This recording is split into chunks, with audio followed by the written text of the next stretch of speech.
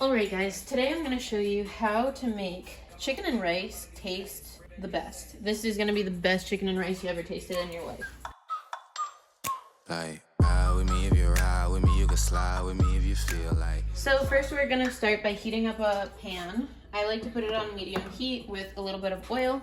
And while that heats up, I'm going to grab my spices. So for me, salt, pepper, and cayenne pepper are my go-tos for seasoning my chicken. I have some egg whites here that we're going to use. I already chopped up some onions and mushrooms, which is going to come in a second. And then I already cooked some rice. This just makes it a little bit quicker, and my chicken is already cooked as well, but you can totally do this from raw. It's still a super quick and easy meal to make. Then we're just going to get out some chicken concentrate. You can use any kind, but this is the kind that I have.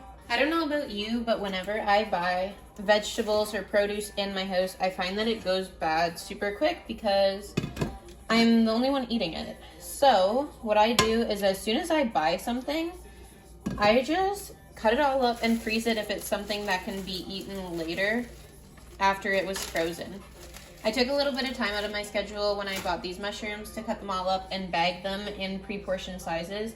You're going to want to cut them before you put them in the freezer because once they're frozen, you cannot cut anything that's frozen, and you don't want to have to wait for it to thaw because then it kind of like backpedals on your system. If you're trying to make a system that saves time, you want to have this so that you can just throw it in the pan and you can move on.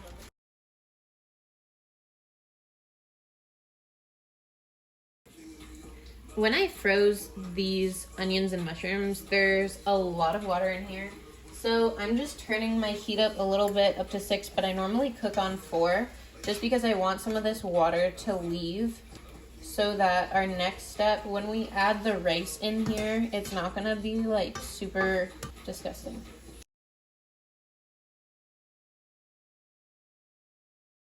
I just added some pepper in here because I absolutely love pepper in my rice. I just find it makes it taste so much better. And I did put a little bit of salt, but I am really paying attention to the fact that this meal already does have a lot of salt because of this chicken concentrate. It's very high in sodium. So I did not put a lot of salt in here. And in here, it's actually Celtic salt. So it is the best kind of salt that you can have. It's better than the pink Himalayan, and it is definitely better for you than table salt. So we're just gonna wait until this liquid is gone out of these onions and mushrooms a little bit more, and then we're going to add in our rice. Everything that I eat is measured, calculated, and tracked. Things like this, onions and mushrooms, this is not like, there's next to no calories in here, so I don't pay attention to that as much. I know that there are 2 mushrooms in there and half of an onion though. It's not something that I track because I don't really care. It's so minimal. But things like my rice and my meat, it's definitely something that I keep track of. My goal right now is maintaining my weight. I always keep my goals in mind when I'm preparing my food, and I eat accordingly.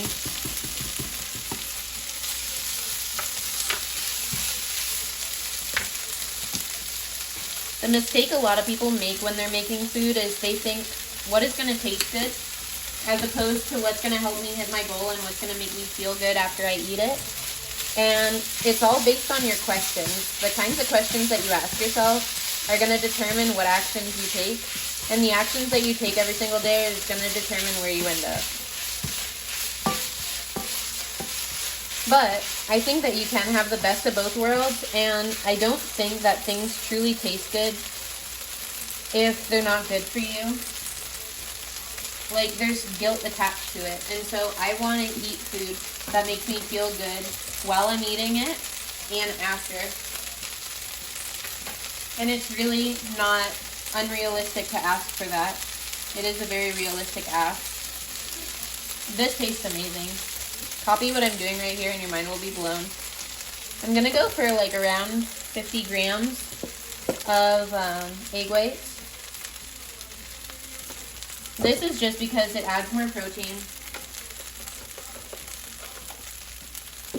And it changes the consistency of the rice as well, which I really enjoy. I find that it makes it so much better.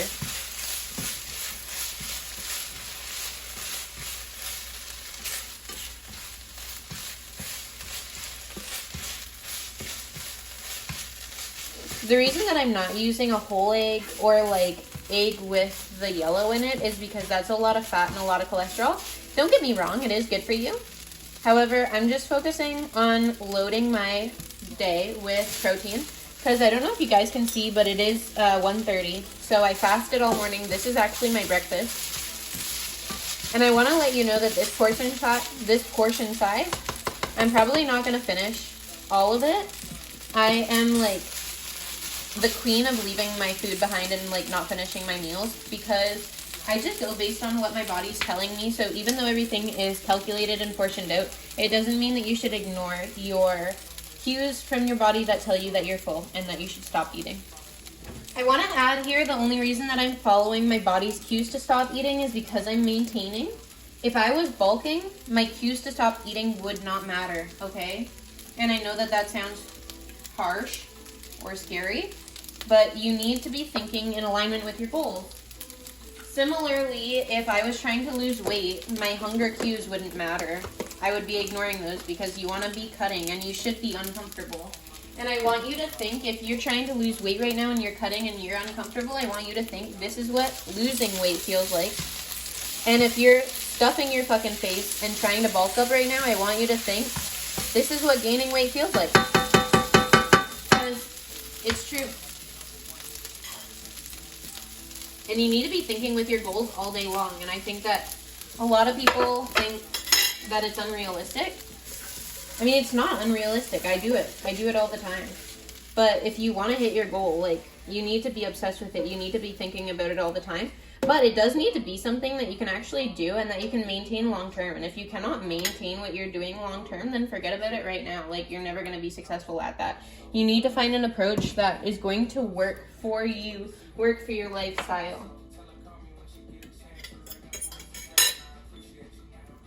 And obviously for your goals. Now we're gonna get some chicken. I'm gonna go for like 6 ounces of chicken.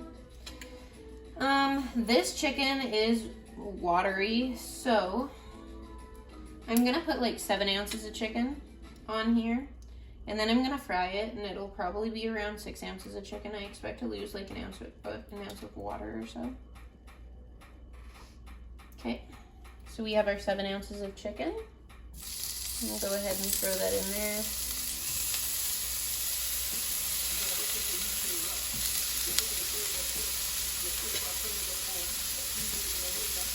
We're going to season it right away.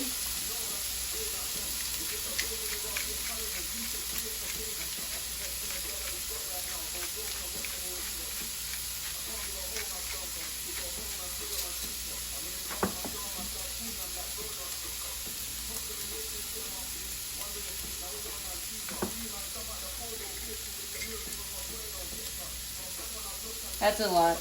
That's a lot. That's a lot. That's a lot. I don't know if I'm regretting that. I cook with, this is sunflower oil. For the longest time, I thought I did buy avocado oil, or, no, sorry, olive oil. But it's actually, oh yeah, my heat is too high. It's actually sunflower oil, and the reason that oh my god, what the fuck is wrong with me? Okay, the reason that I picked that up, there's nothing wrong with me, cancel that. The reason that I picked that up is because it had said that it can go up to 450 degrees without changing like molecular composition. And when you get into fitness and you hit your fitness goals and you want to level up, this is not something that you should be doing right away, but you can start to pick different products that are better for you. But if you're trying to lose weight right now and you think you should be getting every product that's right for you, you're fucking wasting your time. Join Six Figure Fit Academy. I'll explain to you the order in which you need to approach this to be successful. Because there is a way to approach your goals in life. You can't just go like, if there's a pyramid, okay, in the bottom of the pyramid is the biggest thing that you need to figure out, and the top of the pyramid is the thing that only matters and the only thing that you can sustain. When you build the bottom of the pyramid, a lot of people in this industry right now are trying to build from the top down. It's never going to work. It's not going to work. It's just not going to work, okay? You're not going to have long-term success.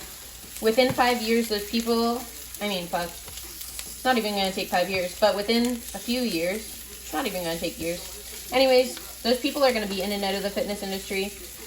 And if they're coaching you on that and they're telling you to do those things, they don't sustain it themselves. They don't do that themselves. You should watch and look for the people that actually practice the things that they preach to you. Now, if there's more chicken here, it doesn't matter because this is super lean protein. And I want you to be thinking all of the time, what is this food, okay? What is this food? What am I looking at here? This is carbs. This is protein. This is lean protein. And this is actually lean carbs as well, so there's not a lot of fat here. I want you to be thinking with that all the time. And if you're like, oh my gosh, I don't know how to think with that. There's so many foods. How am I supposed to know? How am I supposed to think with that all the time? Then join Six Figure Fit Academy. I have a module in there where I go over every single food and what you need to know about that food. That's it. That's all, guys. We're going to take our chicken out of the pan. I shut off the heat completely. Let's just see how many ounces is in here before. So we're at 0. 6.6. I was a little off. That cayenne pepper, guys. Alright, this is the best meal you're ever going to fucking have in your life. See you next time.